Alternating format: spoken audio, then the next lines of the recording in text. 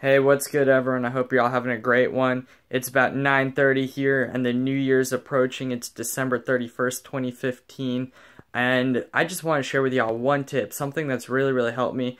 It's really a realization that's helped me to not only grow my mindset and change my life, but it's probably the most important tip that I could share with you because I am always trying to grow my mind and trying to find that one thing that's most important, the one thing that's going to change my life, the one thing that's going to grow my business, the one thing that's going to help me find more prospects.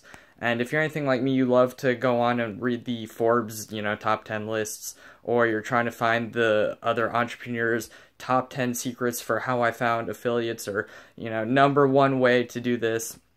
And here's my number one most important thing. And this is something that, again, it's something that I've realized by reading through all of those other lists. And the most important thing that I found is that you can't look for the number one most important thing because everything is important. You can't just be good at one thing. You can't just be good at finding affiliates one way. You can't be good at making Facebook posts one way. You can't be good at making videos one way. There's no one perfect way to do anything.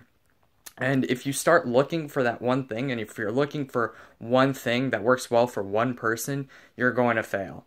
All right? Everything is different for everyone. Some people are great at posting on Facebook. I know that I'm great with cold marketing, with leads on Twitter.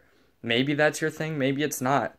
So everyone has a different way of doing something, and everyone has their own top 10 ways to do this or top 5 ways to do that. Everyone has a different way to contact people on Facebook. Some people have scripts, some people don't.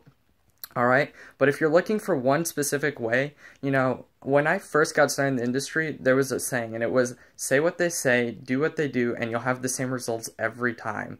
And while that worked well for me for a little bit, what I learned is that it's not necessarily true, because saying what someone else says isn't necessarily going to give you the same results. Because if you don't feel the same way, if you can't be authentic in what you're doing, if you don't feel like what someone else is doing isn't if their technique isn't working well for you, then you're not going to succeed.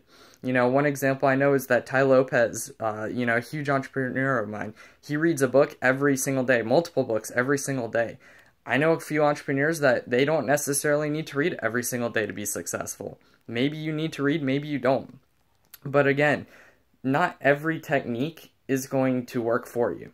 Some will, some won't. So that's why it's important to be eclectic. That's why it's recommended to read every day. Not because you're going to download every single bit of information from a book, but it's important to read every single day because you're going to get multiple bits of knowledge. And maybe some of those bits of knowledge will help you, maybe some of them won't.